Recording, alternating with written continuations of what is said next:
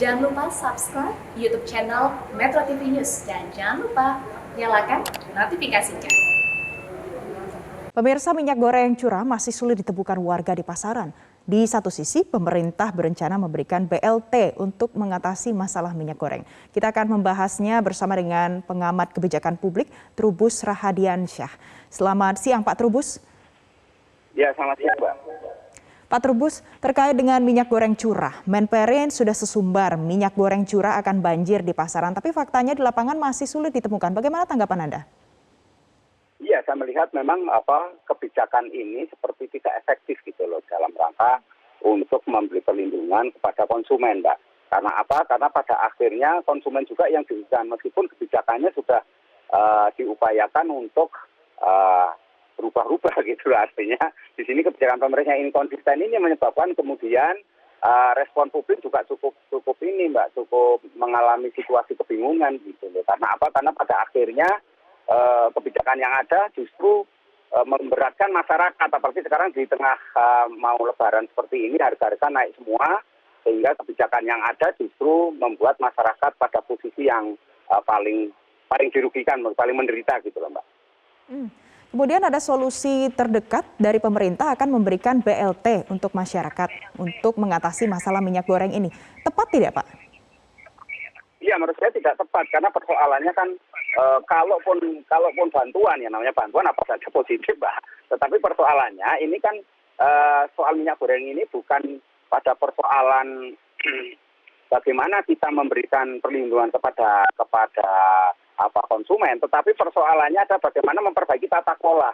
Ini kan sudah sekian lama, sejak bulan Oktober kalau nggak salah, persoalan minyak goreng ini gonjang-ganjing terus, dan drama Korea mengenai minyak goreng ini tidak ending pada pemberian BLT yang hanya 3 bulan itu, Mbak. Karena persoalannya kemudian bisa saja ini akan panjang lagi gitu. Jadi ini menurut saya memang pemberian 3 itu terkesan hanya sekedar memberikan hiburan kepada masyarakat seolah-olah ada bantuan, dan itu kan mekanisme prosedurnya juga belum jelas, Mbak. Misalnya jumlah datanya itu kan 20 juta lebih kan.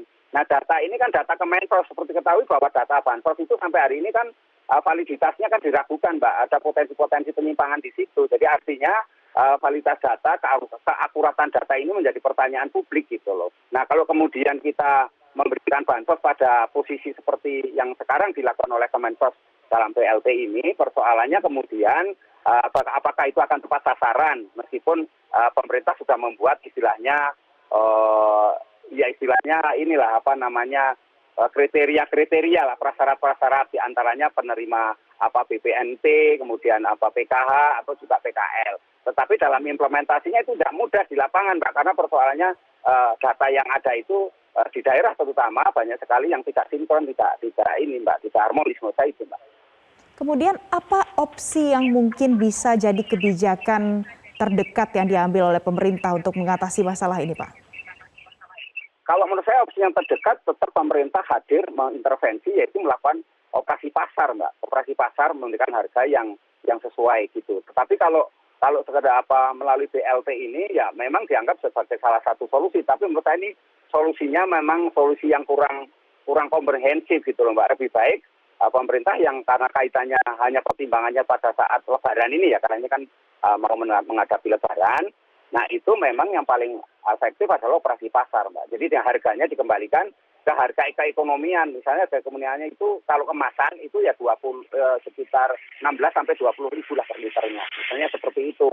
Nah, sehingga ada potensi di situ kemudian masyarakat bisa memilih lah sebenarnya untuk minyak curah lah, itu juga harus ada kejelasan. Harga 14.000 itu ternyata kan di pasaran kan langka. Karena itu menurut saya juga pemerintah harus hadir dengan memberikan bantuan melalui itu operasi pasar. Tapi kalau bantuannya BLT seperti ini susah, reimbursenya juga susah, Mbak, karena ini kan melalui ini kan lembaga yang namanya pengelola dana kelapa sawit atau apa itu yang lebih saya rasa lebih birokratis lagi gitu. Sehingga menurut saya ini juga menjadi tantangan tersendiri kemudian apakah ini akan efektif atau tidak gitu. Baik. Nah, Pak Trubus, kita tahu kalau ada banyak sekali faktor yang mempengaruhi ketidakstabilan harga minyak ini. Nanti kalau setelah 3 bulan pemberian BLT ini sudah berakhir, kalau tetap tidak stabil, apa langkah selanjutnya? Apa saran Anda, Pak? Ya, kalau saya tetap pada memperhatikan tata kelolanya itu, Mbak. Jadi misalnya kalau pemerintah tidak perlu lagi berdalih-dalih, misalnya hanya karena ada mafia minyak goreng, meskipun penemuan atau temuan dari KPPU ada 8 perusahaan yang ditengarai melakukan perbuatan kartel lah, tindak pidana kartel. Tetapi persoalannya kan itu perlu penyidikan lebih lanjut kan. Artinya aparat penegak hukum perlu melakukan penegakan hukum secara konkret itu. Tetapi dalam jangka yang menurut saya skenario planning jangka menengah maupun jangka panjang, pemerintah harus tetap melakukan pembenahan tata kelola sehingga tetap bagaimanapun juga minyak goreng ini menjadi komoditi yang harus mendapatkan perhatian. Di satu sisi pemerintah juga harus menstabilkan komoditi-komoditi yang lain karena ini akan kontingent, Mbak, akan istilahnya itu menular kepada komoditi-komoditi lain. Kalau ini kemudian BLT yang dijadikan cara untuk menyelesaikan, ini nanti khawatir saya justru akan muncul di komoditi lain. Kalau komoditi lain langka nanti muncul BLT lagi, komoditi lain langka muncul BLT terus sampai kapan kan gitu. Jadi artinya kan ini semuanya malah berujung kepada potensi maladministrasi, potensi korupsi, potensi penyimpangan lainnya yang sesungguhnya akhirnya tidak efektif dan tidak tepat sasaran juga gitu menurut saya, Mbak. Baik, terima kasih untuk informasi Anda, Pak Trubus Rahadiansyah, pengamat kebijakan publik. Terima kasih sudah bergabung bersama kami di Metro TV.